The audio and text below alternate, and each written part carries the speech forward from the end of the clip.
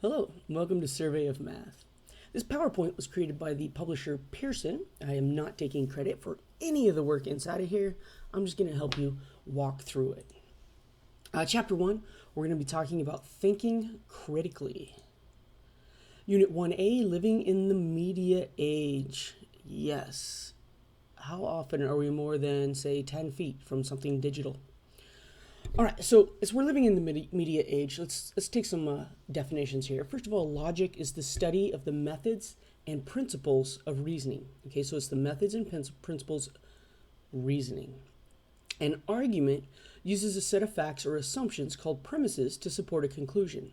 An argument is not just, "He touched me." "No, I didn't. You're breathing my air. Stop looking at me." That's not an argument, all right? We have to use facts. We have to use assumptions, generally accepted items called premises, to support a statement, a conclusion.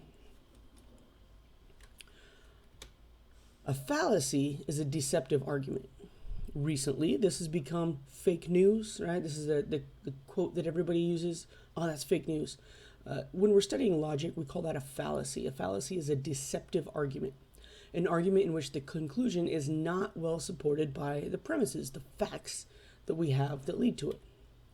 So we have 10 different fallacy structures that we're going to talk about. And the first one is appeal to popularity. Many people believe P is true, therefore P has to be true. And we'll see examples of these after we list all 10 of them. The false cause. A came before B, therefore A must have caused B, right? "Oh, I brought the rain, I washed my car," that type of thing. Appeal to ignorance. There's no proof that P is true, so P has to be false. "I've never seen God," must not be a God, right? That's the type of argument that is called appeal to ignorance. Whether you agree with the argument or not, your belief in God has no, it doesn't matter in terms of the structure of the argument. The words do not matter. They just don't support the type of logic you're trying to use there. Hasty generalization. A and B are linked one or a few times. Therefore, A causes B, or maybe B causes A. But because they're always linked, right, it must be, I wear a baseball hat when the sun's shining. It must be that baseball hats cause the sun to shine. But no, because I wear hats in the shade too. Limited choice is our fifth option. P is false, therefore only Q can be true. Appeal to emotion. You'll see these in a lot of commercials on TV. P is associated with a positive emotional response. "Oh, cute puppies. Oh, cute baby. Oh, look at those bears playing with toilet paper." That's so weird. Therefore, P must be true. Personal attack. I have a problem with the person or group claiming P, therefore P is not true. We've seen a lot of this lately in America. I have a problem with fill in the blank, Republicans or Democrats, claiming anything. Therefore, because Republicans/Democrats said it, it can't be true. Right? There's a lot of personal attacks going on these days. Circular reasoning. P is true. And then we restate P in different words. That's it. Circular reasoning. You're justifying your conclusion with your conclusion, and is your premise too. A division, also called a red herring. P is related to Q, and I have an argument concerning Q, therefore P is true, right? I make a statement, and then I kind of argue stuff close to it, but never about P, the actual thing I wanted to talk about.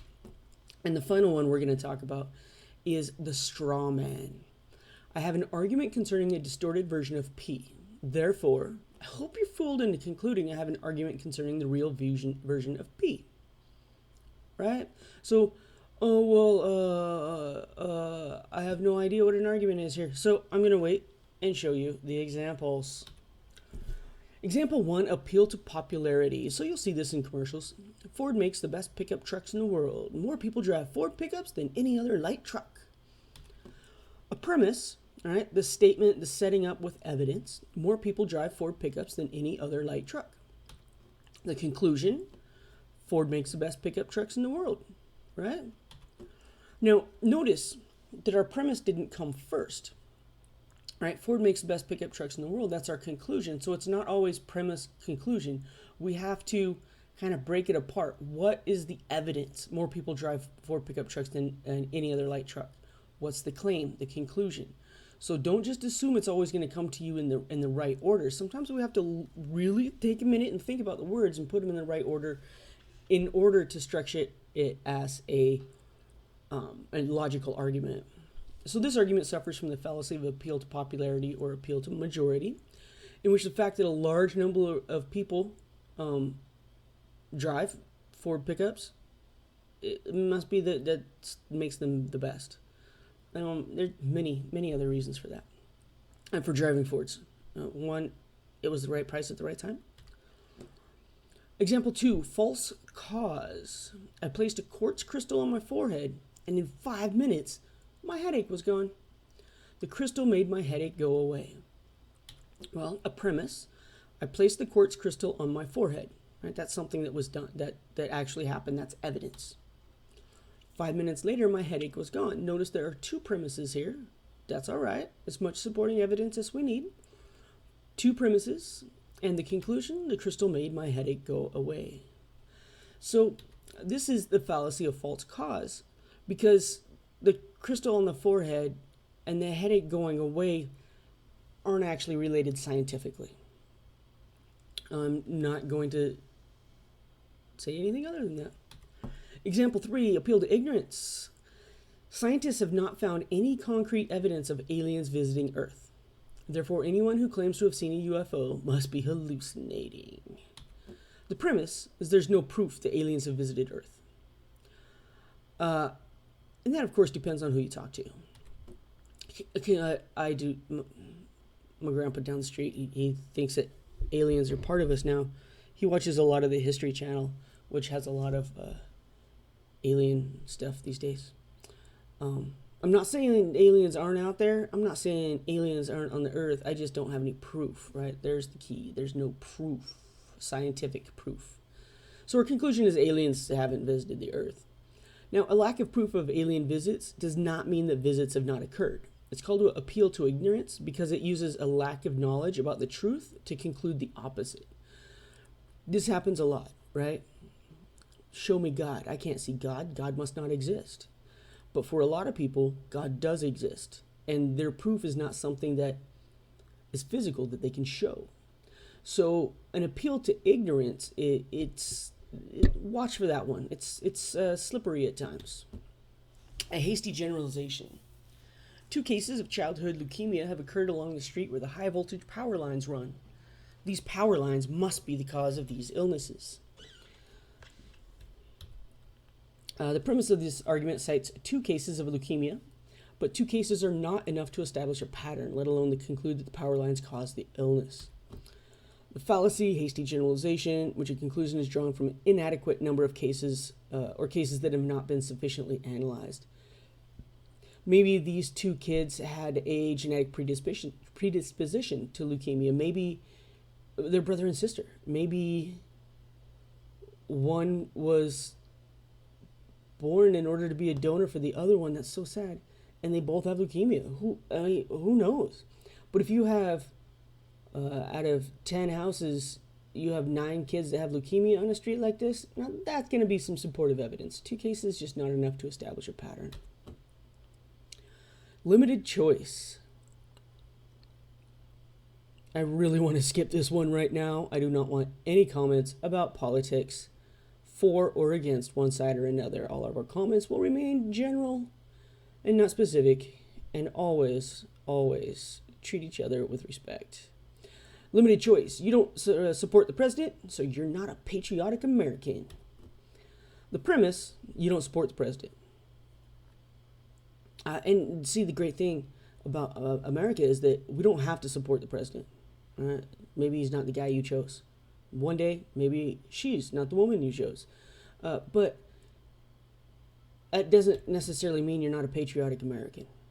All right? The president is not America. I'll say that again. The president is not America.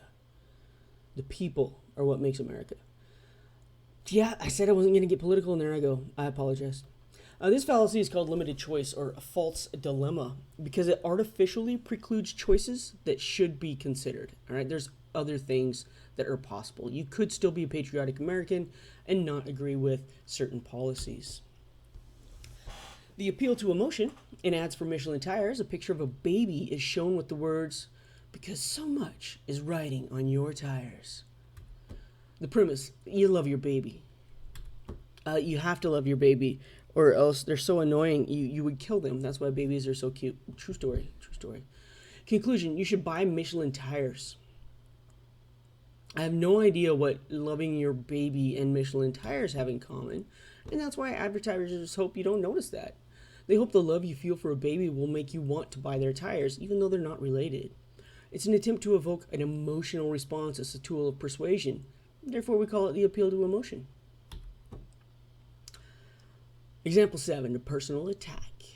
Gwen, you should stop drinking because it's hurting your grades, endangering people when you drink and drive, and destroying your relationship with your family. Merle, I've seen you drink a few too many on occasion yourself. Merle has resorted to attacking Gwen personally rather than arguing logically, so we call this fallacy a personal attack. Now, personal attacks, that's a defense mechanism, and we see it a lot. This is a great example. It's usually if someone has a bad habit and you're being helpful, like, man, hey, are you sure you really need that dessert? It's just a stupid thing to say. Everybody needs dessert. People lash out, right? Personal attacks are the arguments that are definitely a fallacy. Example 8, circular reasoning. Society has an obligation to provide health insurance because healthcare is a right of citizenship. Notice that the premise, society has an obligation to provide health insurance, that's actually not the premise, that's the conclusion. The conclusion is society has an obligation to provide health insurance. And what evidence do they use to support this? The premise, healthcare is a right of citizenship. So we have an obligation because it's a right. Right? Just kind of circular reasoning. This argument states that the conclusion, society has an obligation to provide health insurance before the premise, and that's okay.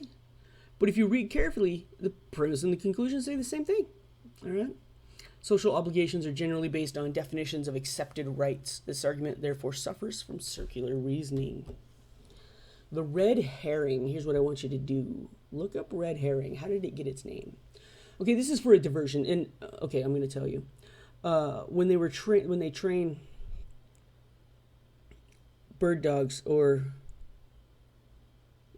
they train bird dogs, or on the trail of a fox, I don't remember. They're training dogs. They'll sometimes drag the fish, a red herring, across the trail of that animal in training to see if the dog stays on track or if it gets off track. So it's a diversion. They literally used to wipe a red herring across the trail of whatever other animal to see if they could distract the dogs. True story.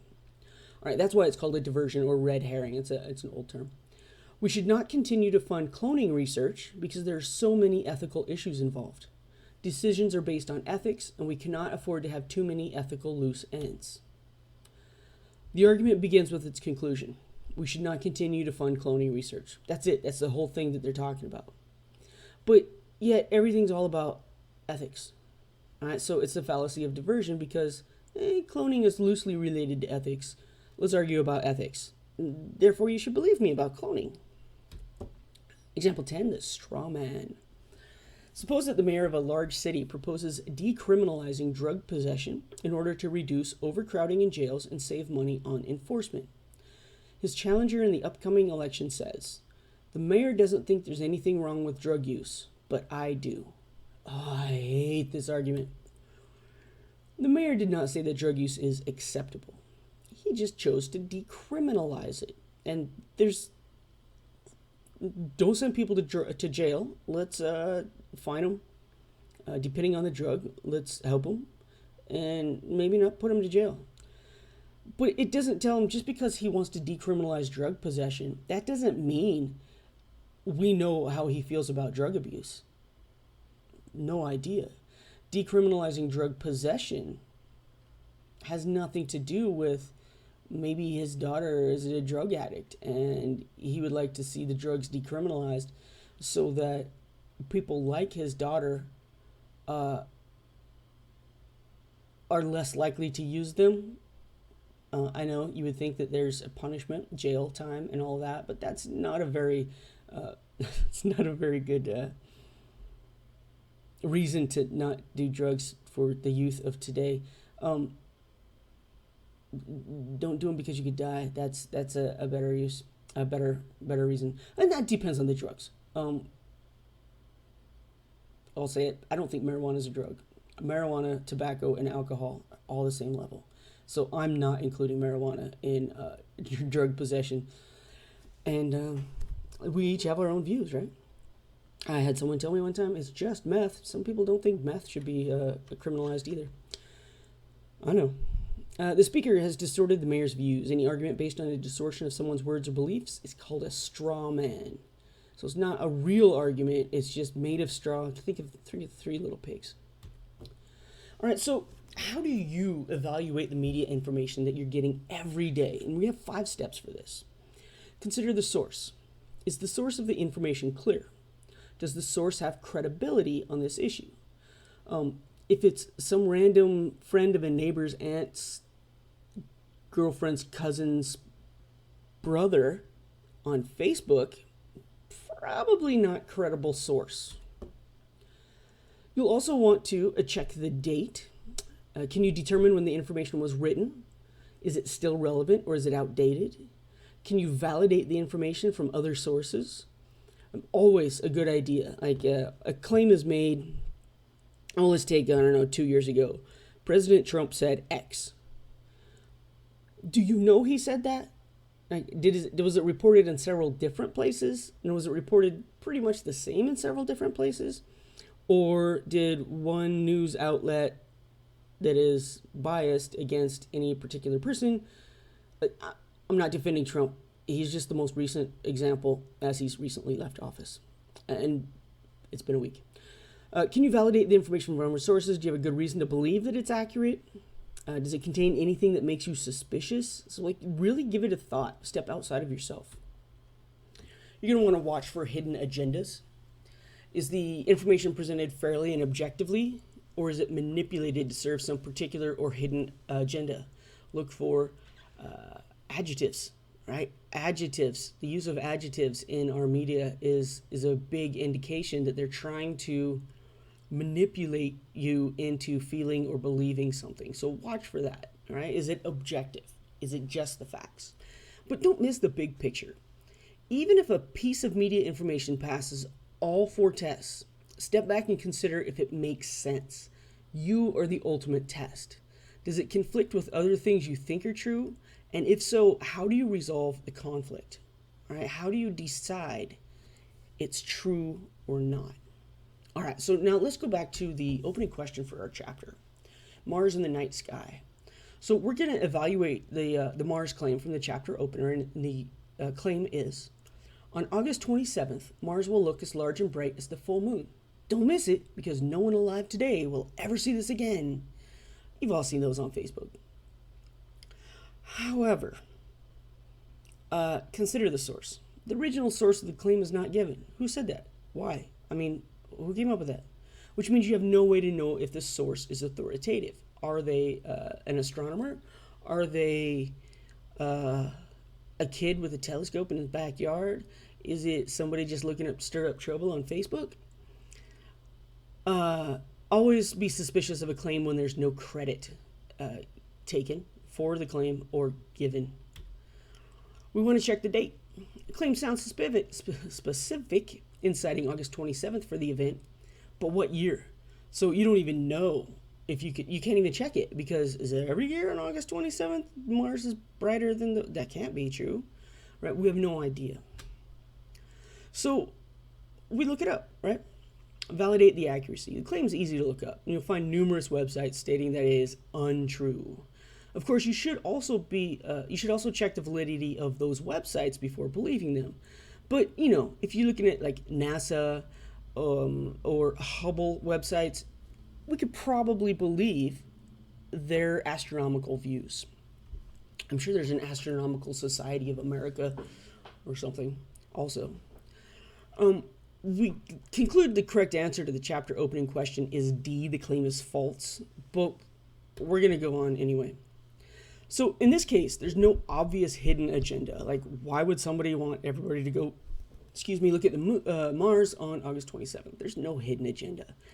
It's just, some kind of misstatement of fact. Maybe Mars was supposed to be really big that day. Let's see. Additional research will show that the claim originally rose in 2003, when on August 27th, Mars came slightly closer to Earth than it will come again for at least 200 years. And that's because of our elliptical orbits. They're not exact circles. We just get a little closer. Not close enough to be anything to worry about. We were just a little closer. However, Mars was still nowhere near as large or bright in our sky as the full moon. And here's why. Think about it. This step asks us to stand back and think about whether the claim makes sense. Mars is a planet orbiting the sun.